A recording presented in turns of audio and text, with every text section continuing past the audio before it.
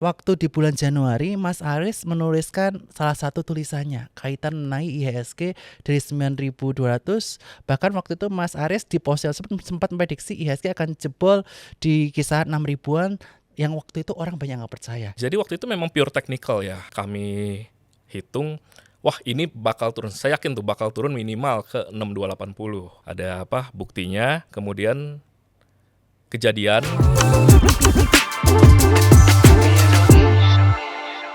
Halo para trader dan investor di tanah air.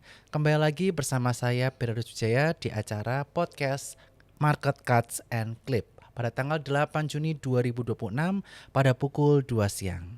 Kali ini kita kedatangan bintang tamu yang sangat luar biasa. Saya udah follow beliau ketika IHSG anjlok dari kisaran 7 ribuan. Dan beliau ini memiliki followers yang luar biasa meningkat sejak terjadinya market crash, karena beliau ini telah meramalkan crash sejak bulan Januari sampai IG lainnya pun mengenai shadow ban. Siapa lagi kalau bukan Aris. Halo Bang Aris. Halo Pak Bernard, thank you sudah mengundang. Apa kabarnya? Baik Pak Bernard. Luar biasa. Tapi sejujurnya sih aku penasaran nih, karena dari sekian nama ya di Instagram, salah satu yang masuk algoritmaku mengenai market crash itu adalah Mas Aris nih. Sebenarnya Mas Aris itu backgroundnya apa sih? Nih saya bawa buku dulu. Iya. Oleh-oleh buat Pak Bernard. Wah, thank you banget ini bukunya. Itu buatan tim kami sendiri, rangkuman untuk technical analysis. Oke, jadi basicnya Mas Aris itu merupakan seorang technical analyst atau chartist ya? Nah sekarang memang seperti itu technical analysis. Tapi saya 11 tahun itu saya bisnis biasa, Oke. bisnis real life. Kemudian ya seperti orang biasa lah. Kemudian kita berpikir bagaimana mempreserve uang, hasil kerjaan itu masuk di saham gitu kan. Jadi masih angkatan COVID ya. Angkatan COVID.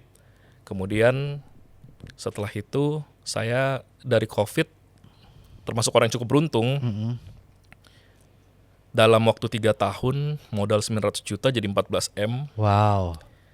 Kemudian setelah itu habis, minus Sempat habis? gitu, habis. Karena saya Oke. pakai leverage. Oh iya. Saya pakai leverage sampai 3 kali, 4 kali. Oke. Nah kemudian setelah itu saya baru belajar benar-benar. Dalam waktu 1 tahun, ya 2 tahun lah, sudah paham technical analysis.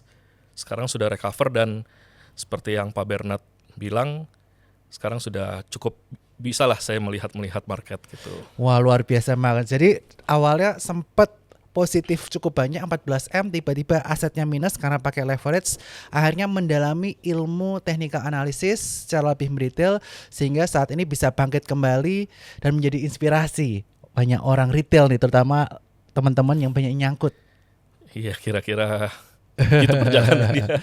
Nah, aku penasaran nih. Waktu di bulan Januari, Mas Aris menuliskan salah satu tulisannya kaitan mengenai IHSG dari 9.200. Bahkan waktu itu Mas Aris di post yang sempat memprediksi IHSG akan jebol di kisaran 6 ribuan yang waktu itu orang banyak nggak percaya. Gimana Mas Aris bisa memprediksi hal tersebut? Iya, jadi waktu itu memang pure technical ya, Pak Bernard. Jadi waktu 7 Januari itu saya melihat wah ini kayaknya ada yang nggak beres gitu kan. Tapi memang dari pure technical yang kami hitung, wah ini bakal turun. Saya yakin tuh bakal turun minimal ke 6280. Ada apa? Buktinya.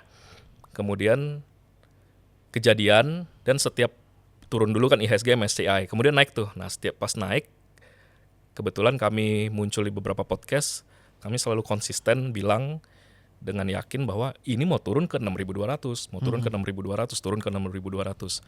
Akhirnya kan kejadian. Kalau dari kacamata awam, kita bisa melihat bahwa penyusun IHSG itu kan biasa LQ45, Kompas 100, Index Finance. Betul. Selama bertahun-tahun ini itu kan. Kalau kita bandingkan chartnya, itu distorsinya luar biasa. Dengan skala yang sama, koreksi saya kalau salah ya, itu sekitar 17%-an atau bahkan lebih ya. Jadi IHSG ATH terus, tapi LQ45 dia balik, sekarang harganya nih, balik ke harga tahun 2007. Iya. Index Finance dan LQ45 itu tidak pernah bikin higher high baru. Oke. Selalu lower low ketika IHSG ATH. Nah kemudian kita melihat juga ada beberapa teknik lainnya, misalnya contoh divergent gitu kan. saya rasa ini sudah pasti jatuh. Oke. Hitungannya seperti itu Pak Bernard.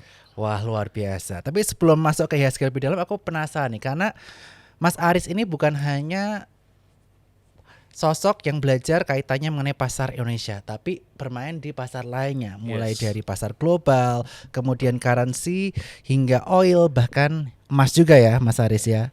Nah aku mau tanya nih kaitan mengenai Amerika Serikat, yang mana Nasdaq, S&P mencetak all time high, tapi akhirnya karena ada IPO dari Anthropic dan juga SpaceX, liquidity tersedot dan akhirnya anjlok. Dan itu sesuai dengan tesis Mas Aris yang menyatakan bahwa saham-saham teknologi itu ada potensi mengalami koreksi.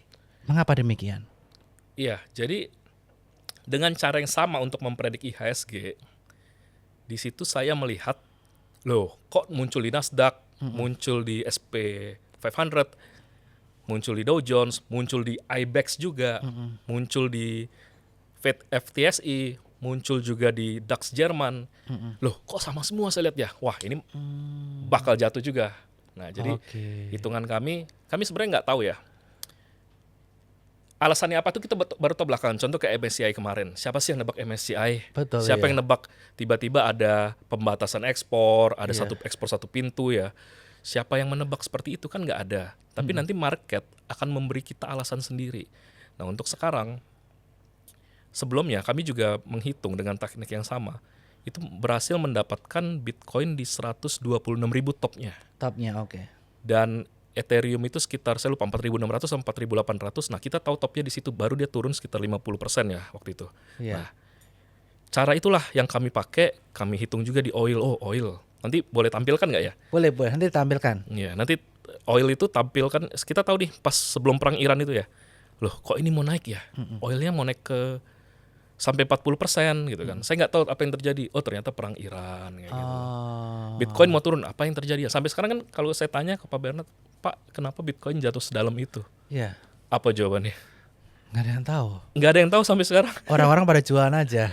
Orang-orang jualan aja. Kalau sekarang kan turun terakhir seminggu terakhir ini gara-gara duitnya kesedot mau ke IPO SpaceX sama Anthropic Iya. kan kalau seminggu terakhir ini. Cuma sebelumnya kita nggak tahu benar. Betul. Kenapa? Padahal jatuh terlalu udah dalam, nggak ada yang tahu turunnya kenapa. Nah, kira-kira sih seperti itu.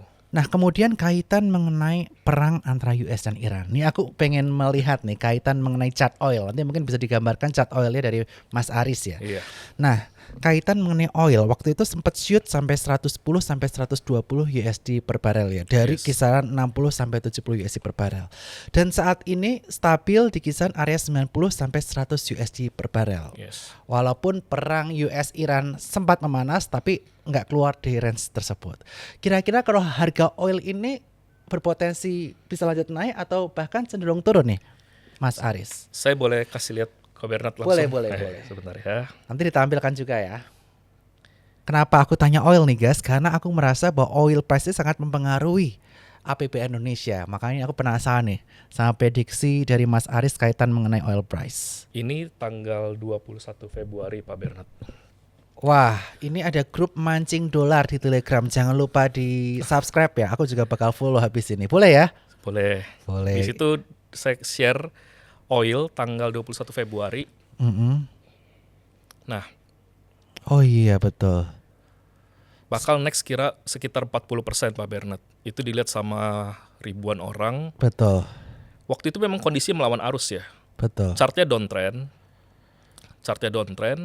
Kemudian Trump lagi nyaplok Venezuela. Betul. Dia bilang begini, oil akan kita buat jadi 50. Betul. Nah, tapi ada sinyal yang muncul dari hitungan kami. Loh, ini kok oil bakal naik ya? Nah, kita nggak tahu tuh mau terjadi perang Iran tuh. Cuma asal ngomong aja di situ Pak Bernard. Kan saya tulis tuh. Wow. Mungkin terjadi perang Iran kan. Targetnya sesuai banget dengan harga kira-kira sekarang 93,47. Iya. Dan ini diposting teman-teman di tanggal 21 Februari 2026. Padahal itu perang belum terjadi loh, Mas Aris. Itu kan perang baru tanggal 28 Februari, 27 Iya, Februari. 1-2 minggu kemudian ya. Iya. Nah, setelah itu oil naik. Nah, begitu oil naik, kami semakin yakin IHSG bakal turun. Karena satu yang naik itu kan bukan cuma oilnya aja. Oil naik itu kan mempengaruhi semua faktor lain ya, Betul. semua faktor ekonomi lain. Mengurangi produksi mengurangi profit dari profit dari perusahaan. Betul. Kemudian yang naik juga kan adalah perkapalan tuh. Betul. Asuransi semua. Perang ini menjadikan oil dan asuransi kapal tuh tinggi, menyebabkan cost membengkak semua segala macam. Nah, kita mungkin belum melihat impact-nya sekarang langsung. Kita merasakan tapi belum melihat dari laporan keuangan. Kita bakal tahu ketika nanti laporan keuangan keluar sekitar berapa bulan lagi ya. Betul. Nah, itu dia. Jadi saya waktu itu semakin yakin, loh ini pasti turun nih karena oil itu. Wah, dan ini pun sangat mempengaruhi APBN kita, Mas Aris. Kenapa demikian? Karena APBN kita, asumsi harga oil di APBN 2026 itu di angka 70 USD per barelnya. Sekarang 93, selisih 23. Padahal Indonesia saat ini merupakan net importer minyak, seharinya 1 juta barel. Jadi 1 juta barel dikali 23 USD, dampaknya udah berapa? Iya. Pasti pemerintah kita juga tersendat-sendat ya. Betul. Ngos-ngosan. 23 juta per hari USD. Iya. Dikali 360. Bayangin. Makanya ini yang menjadi concern para investor. Karena harga oil yang mengalami kenaikan ini berdampak terhadap APBN, ke defisit kita. Nah, itu yang memang pemerintah perlu perhatikan nih, Mas Aris. Nah, ini contoh yang di oil ya. Kalau di emas gimana contohnya? Kan waktu itu kan emas sempat shooting up sampai 5.500 USD per ounce-nya, tapi sekarang stabil ya di kisaran 4.500-an. Kalau emas, sebenarnya prediksi emas tuh sebenarnya bisa prediksi. Orang kan bilang market tidak bisa diprediksi, tapi pengalaman kami kalau IG-nya itu tidak di-ban ya, itu bisa dilihat sekali. Tapi saya ada TikTok-nya sih. Itu dari pertama tuh dari 1, 2 sampai 210 kita lihat before afternya. Nah, ternyata ada pattern-pattern yang kita bisa menghitung, wah ini bakal kemana dan bakal kemana. Nah ya, emas itu yang dianggap paling liar. Emas, Bitcoin itu juga bisa dihitung, Pak Bernard.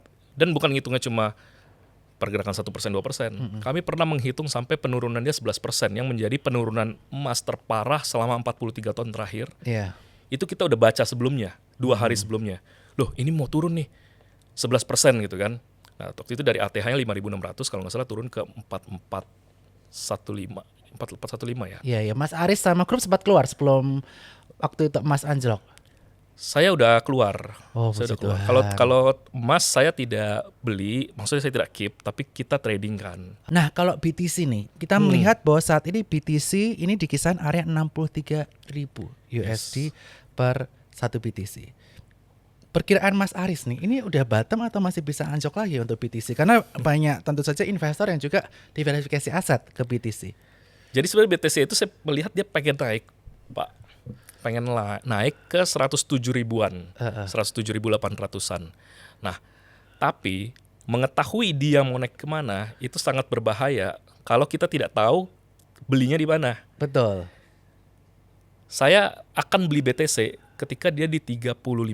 35.000. Hitungannya ada di situ 35.000. Jadi kalau misalnya kita bilang dulu waktu BTC di 124.000, ketika orang lain bilang, oh bakal ke 150.000 nih, bakal ke 200.000. Kami satu-satunya mungkin yang bilang ya, dengan konsisten dan tegas, ini mau turun ke 81.000. Saya waktu itu cuma bisa menghitung, oh ini turun 33%. Nah setelah turun itu, sekarang saya lihat, oh ini mau naik nih, mau naik. Tapi belinya di mana ya? Saya sendiri secara pribadi menunggu di 35.000 untuk BTC, tapi untuk yang lebih sadis lagi, Ethereum itu 800. Hah? Sampai 400. Masih jauh dong downside-nya. Masih jauh harga downside-nya. belinya. Oh, ini saya sambil cek nih. Ethereum USD sekarang harga di 1.661. Iya, Mas Aris 1.600. mau nawarnya di 800. 800, masih separuh jalan lagi. Iya. Wow. Saya kan mulai masuk di 800, tapi kalau dia jebol lagi, ini kan spot ya. Kita main spot ya. Jadi nyangkut pun nggak ada masalah. Nah itu saya akan tambah terus sampai 400. Oke. Saya agak cukup pede karena selain secara teknikal, saya lihat juga Nasdaq kan belum ambruk. Bitcoin kan biasa sama Nasdaq tuh kan bareng-barengan ya Pak ya. Betul. Nah sekarang Bitcoinnya udah turun, Nasdaqnya masih di atas karena anomali dari saham AI kan. Bagaimana nanti kalau Nasdaqnya batuk turun? Karena saya yakin Nasdaq itu ke 19.200 sekitar, dari ATH-nya tuh turun sekitar 30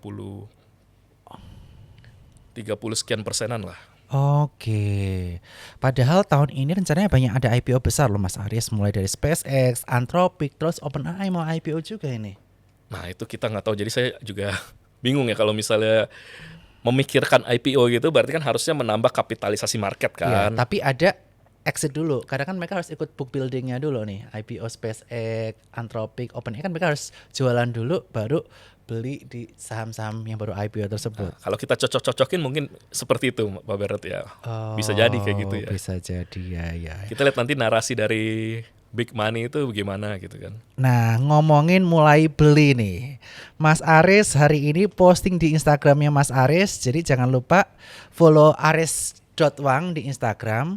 Di sini postingan terakhir 4 jam yang lalu di kisaran jam 10 pagi tanggal 8 Juni. Mas Aris udah posting bahwa BBCA ini udah berada di area buy di kisaran 4660 sampai 5100. Nah, menurut Mas Aris apa yang mendasari BBCA udah mulai area kandang istilahnya di Instagram Mas Aris? Iya, jadi kan itu ada harmonic patternnya Pak. Ada harmonic patternnya, sekarang dia berada di PRZ atau potential reversal zone. Nah, baru potensi bahwa dia akan balik. Jadi saya kemarin itu kami sudah ngitung sebelumnya, itu bakal ke 4.600 sampai 5.200 ya kalau nggak keliru. Betul. Nah, tapi saya sendiri agak ragu nih. Kenapa big banks yang lain belum jatuh di dalam itu, Pak Bernard? Jadi kan biasa big bang itu kan bareng-bareng ya. Betul.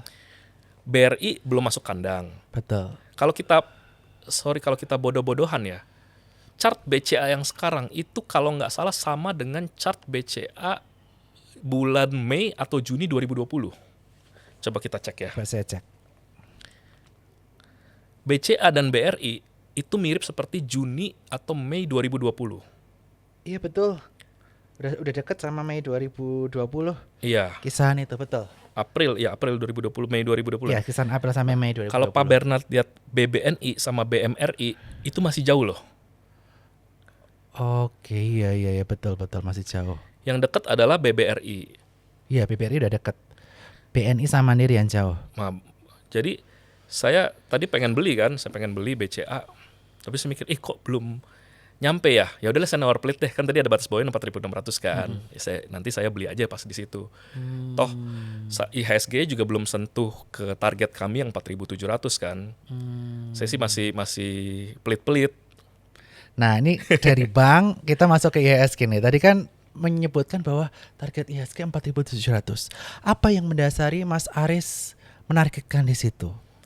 Jadi kalau misalnya secara harmonic pattern, itu ada pattern yang tim kami itu temukan sendiri, itu ada namanya pattern stingray pattern. Nah, area reversal dia kemarin kan di 6.200, 6.000 itu sudah ditembus, Pak. Betul. Jadi semua aset kelas itu bergerak tuh harmonis gerakannya.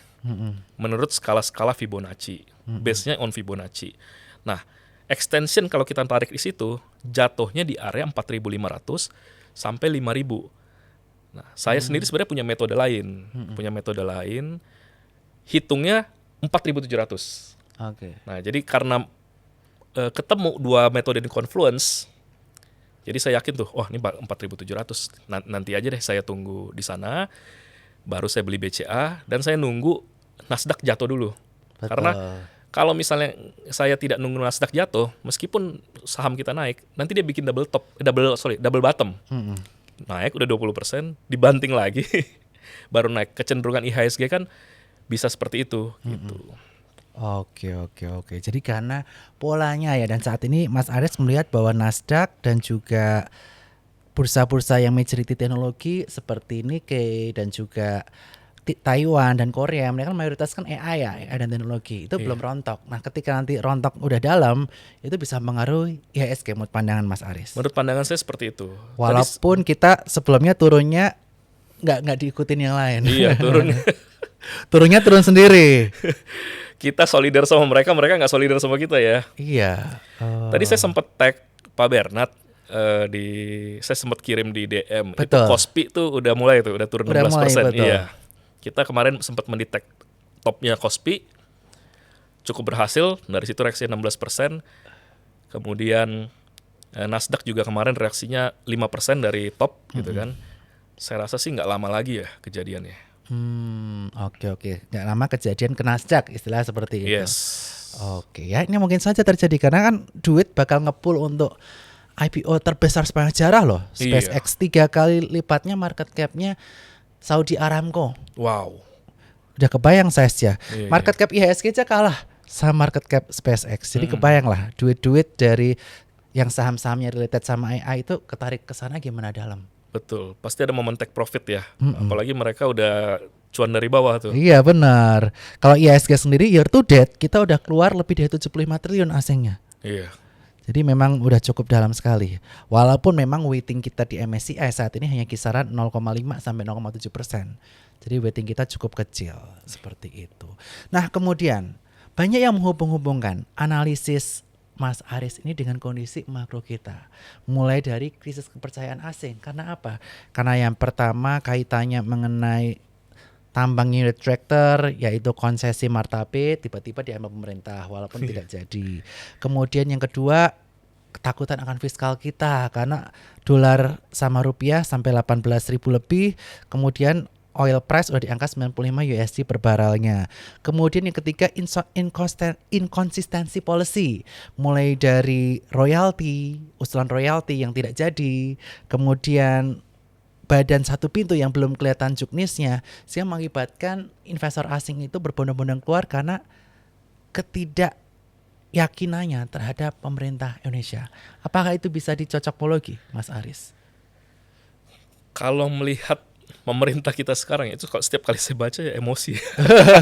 Aduh begini lagi, waduh kelakuannya begini lagi, waduh kelakuannya begini lagi. Nah saya nggak tahu apakah itu langsung terimpact benar ke pasar modal kah? Pasti ada impact untuk kepercayaan sudah pasti karena policy yang kita laksanakan tidak seperti Singapura yang selalu strict dengan polisinya dia kan. Nah kita selalu berubah-ubah. Kemudian memang yang tadi tambang itu kan memukul banyak emiten tambang gitu kan. Betul. Nah tapi ini kan dunia ini korelasi global. Semuanya kan korelasi global. Jadi bukan cuma pemerintah aja tapi memang mungkin ya menurut saya kalau saya secara pribadi berpikir bahwa memang pemerintahnya adalah salah-salah, tapi memang sekarang waktunya mereka lagi di waktu yang salah. Memang waktunya berat. Orang bilang seperti ini kan. IHSG paling buruk, paling hancur di antara semua indeks. Yes, gitu kan kan. the worst loh di dunia, Mas. The worst. Yang disalahin adalah pemerintah, presiden, Pak Menteri gitu kan. Sebenarnya Indonesia ini lagi duluan turun kalau hitungan saya. Nanti yang lain itu turunnya ikutan dalam. Kalau contoh misalnya Nasdaq tadi yang diperkirakan. Iya, Nasdaq tuh cuma sekitar 30%-an ya, 30-40% hitungan saya. Tapi kalau kayak Spanyol tuh indeks terbagus di dunia loh waktu itu, di Eropa. Itu hitungan saya turun ke 8.200, which is 50%. Oke. 50% kalau dia turun sampai target, itu kan berarti IHSG lebih baik dari dia. Iya. Kemudian kalau saya juga melihat Kospi kan luar biasa naiknya. Tapi saya sempat tag Mas Bernard, saya kirim. Iya, baru aja tadi. Kospi ini bisa turun sampai 59%. Oke. 59%. Dan sekarang ini per hari ini tanggal 8 Juni dia sudah turun dari puncaknya itu sekitar 16%. Nah, jadi karena korelasi global ini kita belum tahu nih, global kan orang sekarang bertanya-tanya apakah ini untuk SpaceX, apakah gara-gara oil atau gara-gara apa. Tapi menurut saya ya, kalau saya cocok logi, ini nyampur semua, Pak. Nyampur semua. Kita belum merasakan efek yang benar-benar dari kenaikan rate yang cepat kemarin. Kemarin kan dari COVID, rate-nya naik cepat tuh. Betul. Impact-nya belum kita rasakan sekarang dari kredit macet, kemudian dari NPL yang tinggi gitu kan, non performing loan, itu belum kita rasakan. Belum lagi itu dihajar sama perang. Naik semua biaya logistik, biaya minyak, semua segala macam, perang menghasilkan minyak. Kemudian yang saya takutkan sekarang, yang saya berpikir, tapi kan dua ini udah terjadi, tidak mampu mengguncang pasar. Guncang ya dikit lah. Nah, saya mungkin takutnya malah yen. Yen itu saya malah takut, kenapa? Karena saya melihat indeks yen ini mau naik sekitar, JPYX itu mau naik sekitar 26% dari titik terendah kemarin. Nah kalau naiknya apa, kita cocok-cocokkan sama news yang berkembang belakangan ini, itu kan BOJ mau intervensi kan. Betul. Dia lihat Jepang ini mau hyperinflasi katanya karena mereka sangat tergantung pada oil yang ada di Middle East. Kalau mereka nggak intervensi, semakin parah mereka. Nah, bisa jadi itu seperti itu. Tapi ini kan cocok logi aja. Nah, dengan kombinasi mau 3 itu ya, saya rasa bisa jadi pemicu crash Di bursa lainnya mengikuti Indonesia. di bursa lain mengikuti Indonesia. Ya. Jadi solidaritas lah ya. Solider. Ya. Nah, ini pertanyaan yang banyak ditanyakan oleh netizen dan juga teman-teman yang follow Soko Sekuritas. Ini rupiah mau kemana sih? Kenapa masih 18.100 masih jalan terus menuju 18.200? Rupiah kalau kalau seperti ini terus kami hitung dia di 18.500. Kami turun di sana dan harusnya setelah 18.500 dia ada koreksi ya. Harusnya mungkin ada intervensi apa kita nggak tahu, tapi dari chartnya memang dikit lagi mau nyampe nih ke 18.500 gitu dari hitungan kami Pak Bernard. Oke. Tentu saja itu harus intervensi dong, kalau nggak bagaimana APBN kita? APBN kita asumsinya 16.500 Mas. Kalau selisih 2.000 bayangin aja untuk menanggung beban subsidi BBM, harga oil lagi naik, dan juga belanja negara lainnya yang menggunakan dolar. Tapi rakyat desa kan nggak pakai dolar.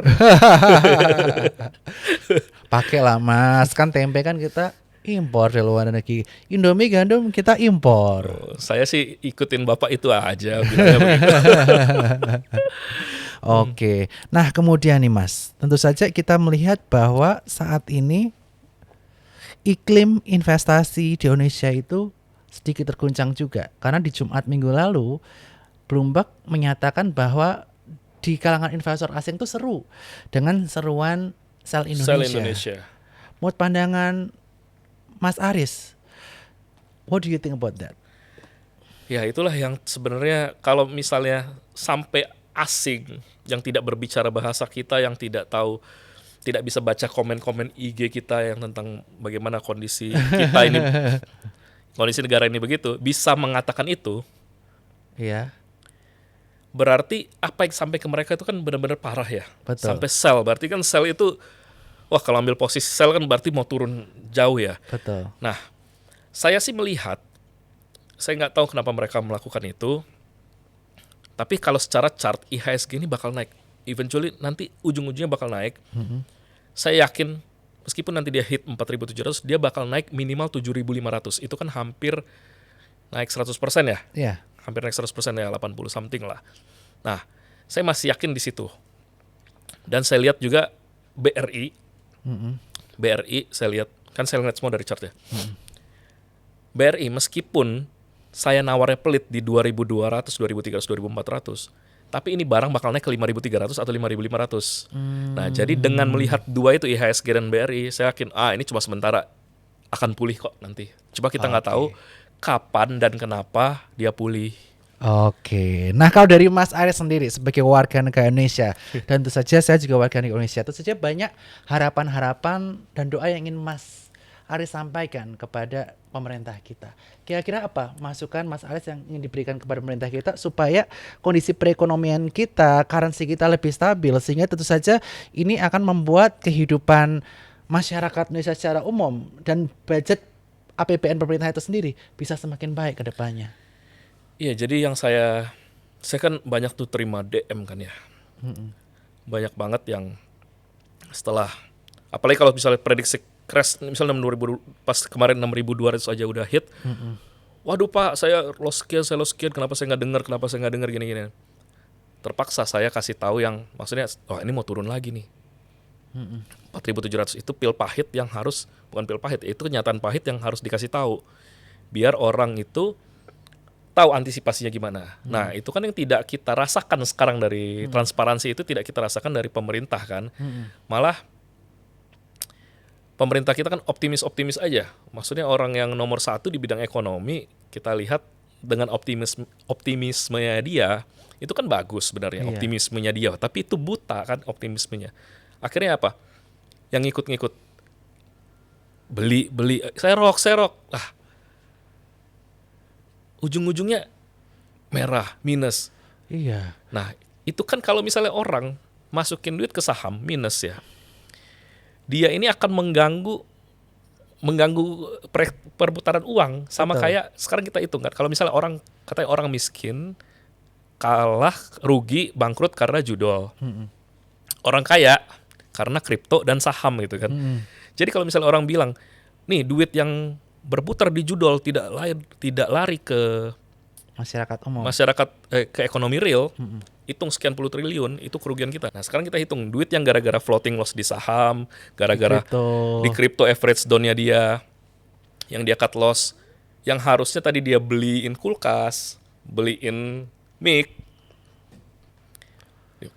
investasi dulu lah demi masa depan yang indah gitu kan. Nah, jadi saya sih mengharapkan transparansi lebih dari pemerintah, biar ya apa adanya aja. Kalau buruk ya apa adanya ya. Jangan dibilang bahwa kita sweet lips baik ini semua, bahwa kemarin kan juga kan DPR sempat mengundang para influencer ya.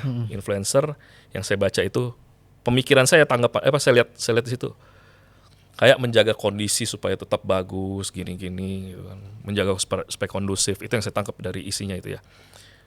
Bukan itu yang harus kita lakukan ya. Yang kita harus lakukan adalah tell the truth gitu aja. Kalau menurut saya ya. Betul, tell the truth, agree. Dan tentu saja kita harus bisa melakukan transparansi baik yang positif maupun negatif. Yang positif harus kita sampaikan juga. Kita positif pertumbuhan GDP contoh sekian persen karena ini. Akan tetapi ini besar dari sini. Itu kan harus dijelaskan secara mendetail seperti itu supaya ada transparansi. Kemudian kita juga menjelaskan misalnya kaitan mengenai fiskal kita, APBN kita sekarang begini loh, defisitnya sekian. Penggunaan budget kita terbesar untuk apa dan apa nih. Dan kalau memang kondisi harga oil sama dolar meningkat, ini subsidinya bisa naik. Makanya kita harus potong yang mana. Itu kan enak kan, kita jadi diajak mikir bareng, diajak rembuk banget, kita jadi lebih trust sama pemerintah kita. Betul nggak? Sekarang pemerintah kan bilang ekonomi naik 5,6%. Tapi kalau misalnya kita bicara mengenai real, kita tanya langsung dari pabrik, dari ekspor, dari pabrik, dari importir, UKMM, 5,6%. Dari mana lu? Nah, mungkin benar 5,6%, tapi dari mana seperti yang Pak Bernard tadi bilang kan? Mungkin yang ekspor sumber daya alam gitu. Dari government spending. Ya, itu kan kita kita tidak rasakan. Betul, karena transparansi itu utama dan komunikasi ya Mas Aris, yang mudah-mudahan pemerintah bisa memperbaiki jalur komunikasi dan koordinasinya sehingga segala kebijakan, segala hasil data segala macam disampaikan dengan lugas, dengan positif dan negatif, transparan, sehingga kita bisa menimbulkan trust dari investor dalam negeri dan juga asing. Karena asing ya dia udah keluar lebih dari 70 triliun Mas Aris. Iya, luar biasa ya. Luar biasa. Tapi itu setara 70 hari MBG kalau nggak salah ya. Dan tentu saja ya ini akan menjadi perhatian dari asing juga mengenai kondisi fiskal kita, di mana kita lihat Moody's dan juga Fitch sudah menurunkan outlooknya dari stable ke negatif walaupun ratingnya sama. Dan bulan Juli nanti ada S&P dan kita harapkan mudah-mudahan pemerintah memberikan action, misalnya komunikasi lebih baik, reshuffle kabinet, sehingga tentu saja itu menimbulkan kepercayaan dari asing maupun lokal terhadap kita, dan kita bisa memberitahukan action plan yang jelas dan memberikan bukti yang nyata, sehingga tentu saja kita harapkan pandangan investor asing, kemudian outlook dan juga ratingnya bisa tetap bagus seperti sedia kala. Iya. Begitu. Amin. Nah, kemudian nih Mas Aris, buat investor retail, apa saran yang ingin Mas sampaikan saat ini?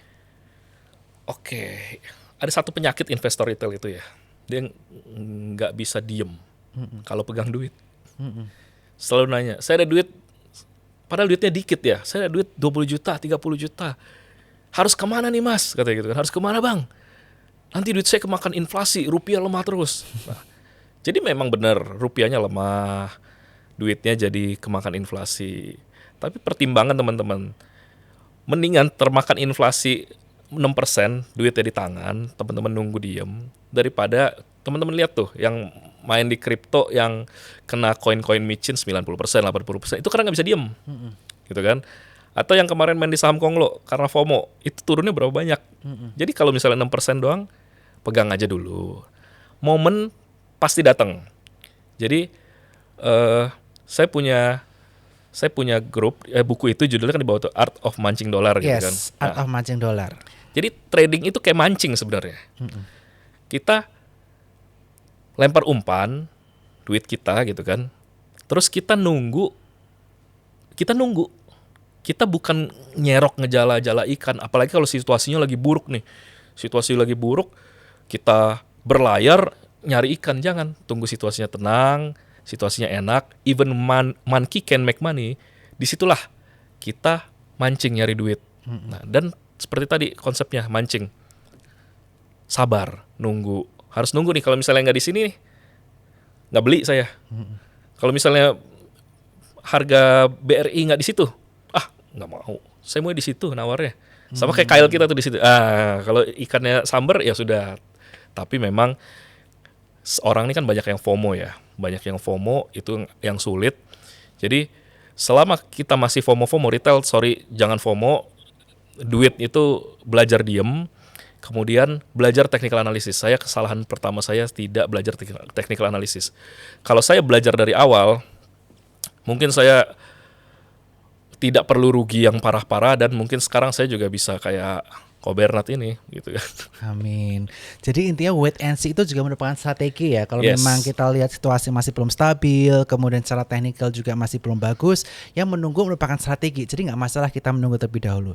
Tetapi kalau teman-teman yang udah nyangkut ini gimana ini, ya tentu saja ya kita mudah-mudahan segera berdoa lah untuk Indonesia yang lebih baik.